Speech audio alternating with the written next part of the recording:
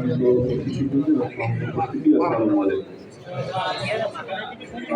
আজকের যে সেমিনার সরকারি জাকাত ফান্ডে জাকাত সংগ্রহের লক্ষ্যে দায়িত্ব বিমোচনে জাকাতের গুরুত্ব তাৎপর্য, আমরা সকলেই জানি, আমাদের যারা এই বিষয়ে বিজ্ঞ আলোচক রয়েছেন তারা ইতিমধ্যে আপনাদের সামনে উপস্থাপন করেছেন যে আমরা আসলে জাকাত কেন দিব এবং না দিলে আসলে আমাদের কি সমস্যা। তো জাকাত দিতে হবে, এটা নিঃসন্দেহে সত্যি, কিন্তু ভয়ঙ্কর পরিস্থিতি এটাই যে আমাদের দেশে যত মানুষের জাকাত যে পরিমাণে দেওয়ার কথা, আমরা যদি এখন 100 ভাগের 1 ভাগও এটা হয় না। হয়তো কোনো পরিসংখ্যান নেই, কিন্তু এটা অনুমান করা যায়। কারণ যে কোনো সমাজে যারা জাকাত দেওয়ার মতো মানুষ, তারা যদি জাকাত দেয় তাহলে আর গরিব মানুষ কিন্তু থাকার কথা না, তাই না? আমাদের সমাজে বাস্তবতা হচ্ছে এটা, আমরা যে নামাজ কালাম করছি সবই করছি, কিন্তু নিজের সুবিধা অনুযায়ী সবকিছু মানছি করছি। হ্যাঁ, আমাদের অনেক সময় আমরা ধর্মটা এমনভাবে পালন করছি যে যেটা সুবিধা আমার জন্য সেটা করছি, আর যেটা আমার জন্য মনে হচ্ছে যে ক্ষতি, বা মানে সেটা আমার কাছে আপাতত দৃষ্টিতে মনে হচ্ছে যে ক্ষতি, আর্থিকভাবে আমার ক্ষতি হবে, কিন্তু আল্লাহ তো নিজেই বলছে যে এর মধ্যে কল্যাণ আছে না, জাকাত দিলে তার সম্পদ পরিশুদ্ধ হবে এবং এটা আরো বৃদ্ধি পাবে। এটাই তো বলছে আল্লাহ, যেটা বলছে সেটাই তো সত্যি। কিন্তু আমরা মুসলমান, নামাজ কালাম করছি, বিষয়টা আমরা বিশ্বাস করছি না, বাস্তবে করছি। করলে তো বাস্তবে এই বাস্তবতাটা এরকম হওয়ার কথা নয়। আমাদের দেশের যে পরিমাণে মানুষ যারা জাকাত দিতে সমর্থবান, তারা সবাই যদি জাকাত দেয়, বাংলাদেশে 10 বছর পরে আর কোনো গরিব টরিব খুঁজে পাবে না।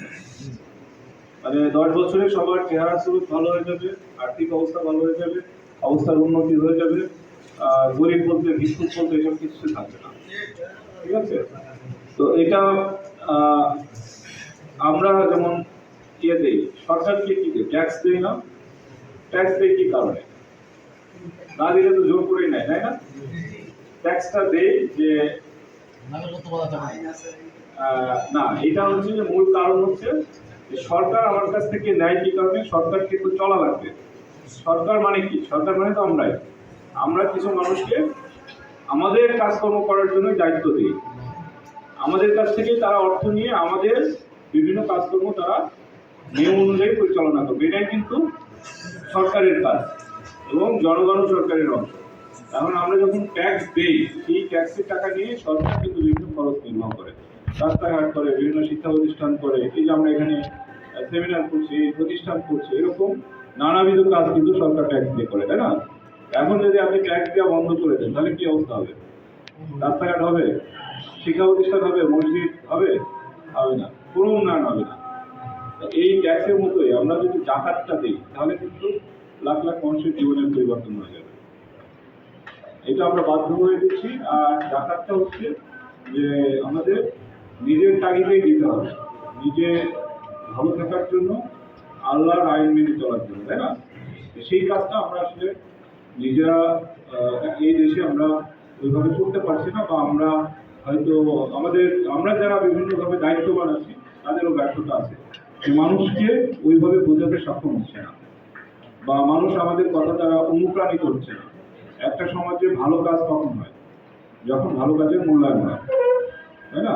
মানুষ যখন দেখে যে হ্যাঁ অনেক ভালো কাজ করছে, সবাই তাকে ভালো বলছে, তাহলে সেই কাজগুলো কি বেশি হয়।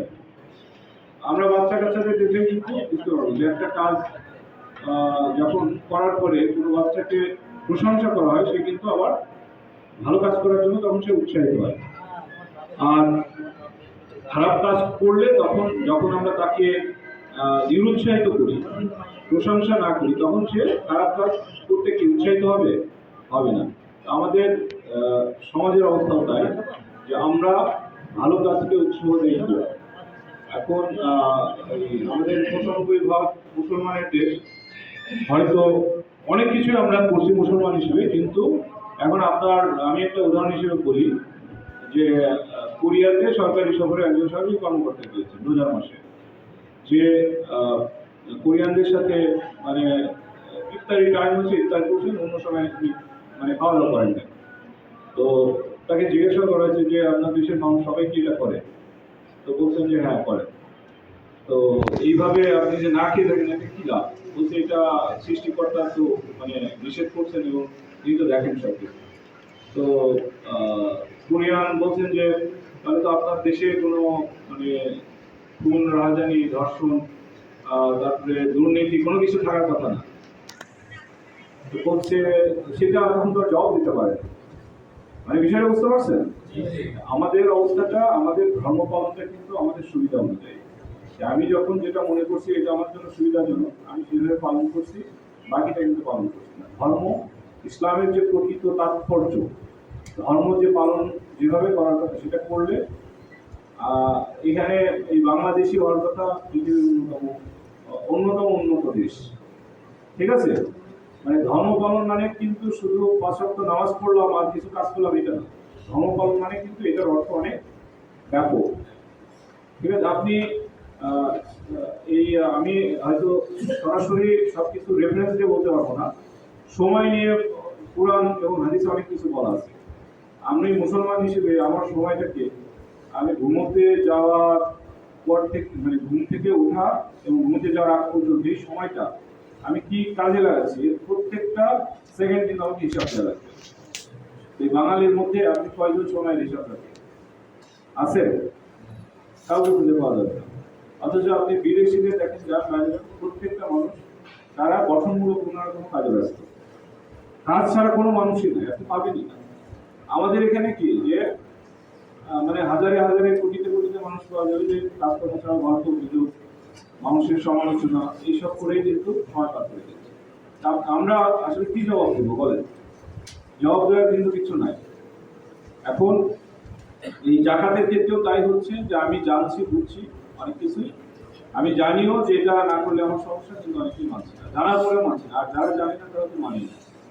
তো এই বিষয়গুলো আমরা যদি গুরুত্ব দিয়ে মানুষকে উৎসাহিত করতে পারি এবং মাঠ পর্যায়ে আপনারা যারা আছেন, বিশেষ করে আমাদের মসজিদের ইমামরা আছেন, আপনারা যদি সেভাবে সুন্দর করে উপস্থাপন করতে পারেন তাহলে দেখবেন যে হয়তো অনেকেই উৎসাহিত হবে এবং অনেকেই কন্ট্রিবিউট করবে। আমাদের সমাজ পরিবর্তনের জন্য জাকাতটা খুবই গুরুত্বপূর্ণ। আমরা সরকারিভাবে যে জাকাত এবছর সংগ্রহের পরিমাণ কত? আমাদের 2,38,000 আমরা 2,38,000 টাকা পেয়েছি। এখন এটা হয়তো আমাদের সরকারি চ্যানেলে, এখন অন্য অনেকভাবে ব্যক্তিগতভাবে